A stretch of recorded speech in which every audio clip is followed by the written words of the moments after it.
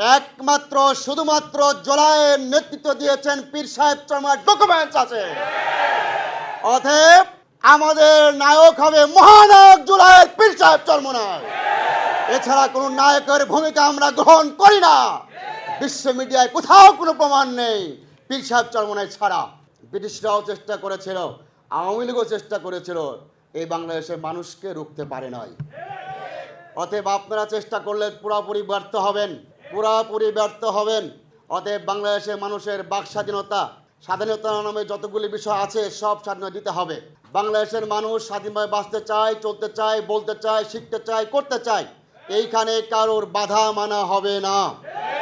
বিশেষ করে ইসলাম নিয়ে কোনো প্রকারে ষড়যন্ত্র করলে ইসলামী আন্দোলন বাংলাদেশ তার দাঁত ভাঙা জবাব দিবে।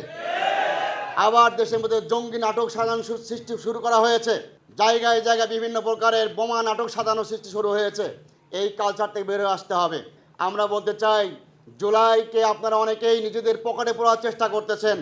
জুলাই কারোর একার নয়, 24শে জুলাই কারোর একার নয়।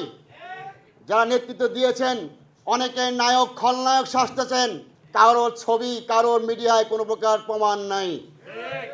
অতএব আমরা বলতে চাই, বর্তমান সরকারকে দেশ পরিচালনার জন্য, জাতির জন্য যারা ভালো সেটা করবেন, পাশাপাশি ইসলামের জন্য সম্পূর্ণ উন্মুক্ত পরিবেশ সৃষ্টি করবেন।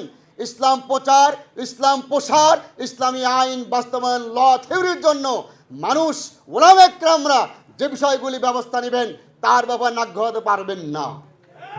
আমি আহ্বান জানাবো ঢাকা দক্ষিণকে, মোহতারাম আমির কমিটি ঘোষণা করবেন। যেহেতু ঢাকা মহানগর দক্ষিণ ঢাকা বিভাগের অংশ, অন্যতম একটি শাখা, আহ্বান জানাবো যেই কমিটি আসবে না কেন আপনারা সকলেই মিলে, সুরার সদস্য রয়েছেন, থানা দায়িত্বশীল রয়েছেন, ওয়ার্ড দায়িত্বশীল রয়েছেন, সহযোগী সংগঠন আছেন। আমাদের ইসলামী আন্দোলন বাংলাদেশের মূল নাভি ঢাকা দক্ষিণ। শুধু তাই নয়, বাংলাদেশের সকল রাজনৈতিক দলের মূল নাভি ঢাকা দক্ষিণ।